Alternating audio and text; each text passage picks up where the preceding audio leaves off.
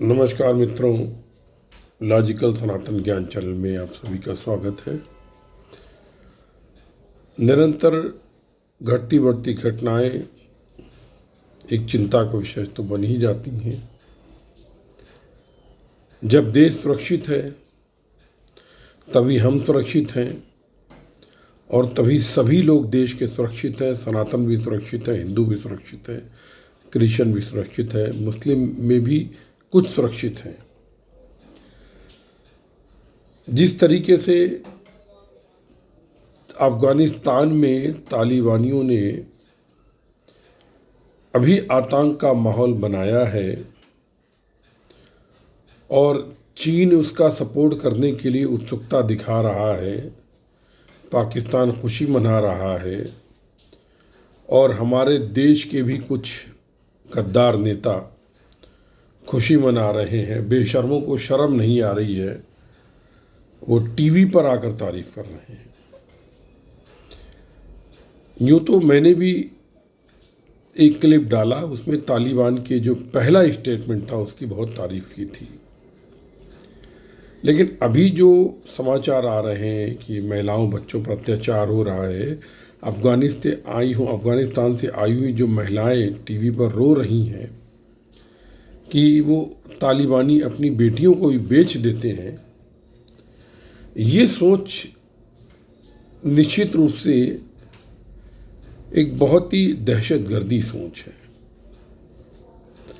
मैं समझता हूँ कि हिंदुस्तान का मुसलमान तो ऐसा नहीं करता है, बिल्कुल नहीं कर सकता, क्योंकि उसका डीएनए तो इसी, जैसा कि सुब्रमण्यम स्वामी साहब बता रहे थे कि रिसर्च हुई है कि भारत में जामनगर से लेके डिब्रूगढ़ से ऊपर तक, डिब्रूगढ़ तक और कश्मीर से लेके कन्याकुमारी तक सबका डीएनए एक है। चाहे वो तमिलनाडु का हो, चाहे केरला कहीं का हो, सबका एक अलग विशिष्ट डीएनए है और यही डीएनए सबके अंदर है, चाहे वो मुसलमान हो, क्रिश्चियन हो, हिंदू हो, सिख हो, जाए तो डीएनए बहुत सोचों पर प्रभाव डालता है। ये सोच मेरी समझ में नहीं आई। दूसरी बात, अभी इन्होंने, अगर आप एनालिसिस करें तो इन्होंने दहशतगर्दी का आलम चालू किया है और अफ़गानिस्तान की जो लेडीज़ इंटरव्यू दे रही टीवी पर, वो बता रही हैं कि वो अफ़गानी नहीं है, क्योंकि उन अफ़गानिस्तान के रास्ते भी नहीं जानते हैं। तो मतलब ये है कि दुनिया भर के जो जिहादी आतंकवादी तत्व थे वो मिलकर के तालिबान के साथ जुड़ गए और उन्होंने दहशतगर्दी का माहौल बनाना चालू कर दिया और तालिबान के कमांडर की बात भी नहीं मानी जा रही है। ऐसा भी सुनने में आ रहा है कि कई गुट अपनी बात मनवाने के लिए एक दूसरे पर फायरिंग खोल चुके हैं। लेकिन कुल मिलाकर चूंकि चीन इसमें उतर गया है और पाकिस्तान की साजिश है और रूस भी चुप बैठा हुआ है,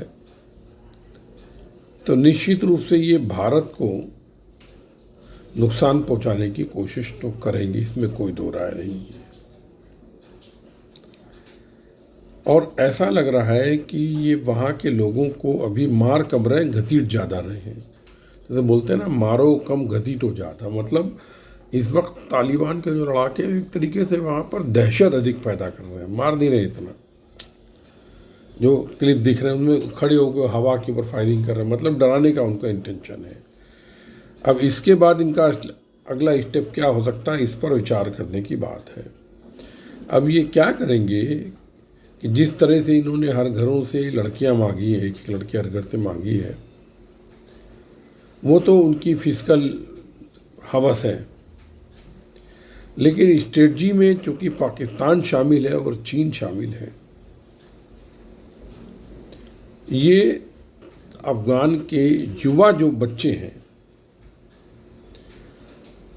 युवा नौजवान हैं, इनको उनके परिवारों को बंधक बनाकर किसी भी तरीके से उनको पाकिस्तान के रास्ते से भारत में आतंकवाद के लिए प्रेरित करने को भेज सकते हैं।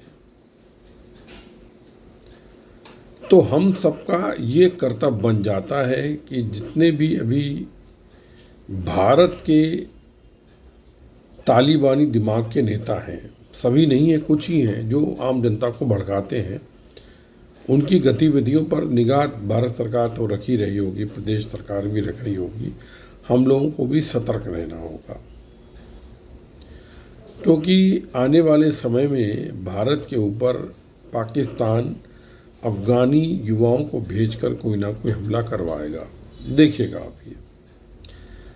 और दूसरी चीज़ ये है कि वहाँ पर जो अल्पसंख्यक हैं अफ़गानिस्तान में भारत के, उनको बचाने के लिए मोदी साहब सभी लोगों को भारत में शरण दे रहे हैं।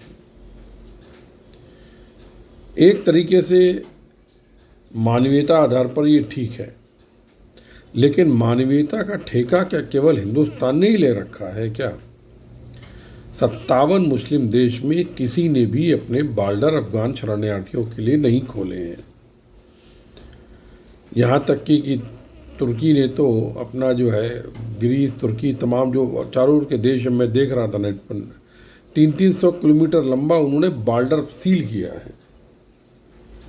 और पाकिस्तान जो तालिबान में सैनिक भेज रहा था अपने, उसने भी अपनी सीमा नहीं खोली है अफगानियों के लिए। मतलब तुम गैर मुस्लिम देशों में जाओ और वहाँ पर पलो बढ़ो और फिर वहाँ पर जिहादी आतंकवादी मस्तिष्क की सोच को हम पैदा करेंगे और तुमको फिर से हम गैर मुस्लिम देशों में आतंक के लिए प्रेरित करेंगे। ये राजनीति लग रही है।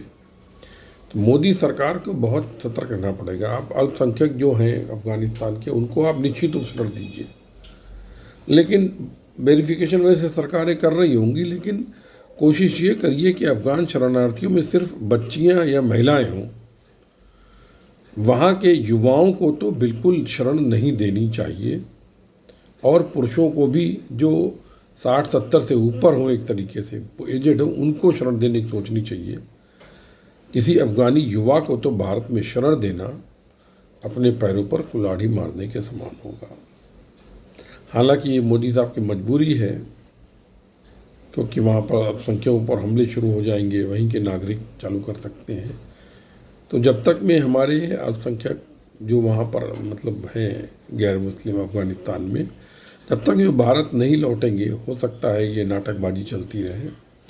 लेकिन मोदी साहब आपसे अनुरोध करते हैं कि आप, वैसे आप समझदार हैं, ऐसा नहीं है, आपके पास पूरी समझदार लोगों की लंबी चौड़ी टीम है, कुछ सोच करके ये बोला होगा। अगर ये बोला है तो इसको कृपया क्रियान्वयन ना कीजिए। किसी भी युवा अफ़गानी को भारत में शरण मत दीजिए। जो 60-70 से ऊपर लाचार हों उनको, या महिलाओं और सिर्फ बच्चियों को अधिक से अधिक शरण देने का प्रयास करें। धन्यवाद। जय हिंद, जय भारत, वंदे मातरम।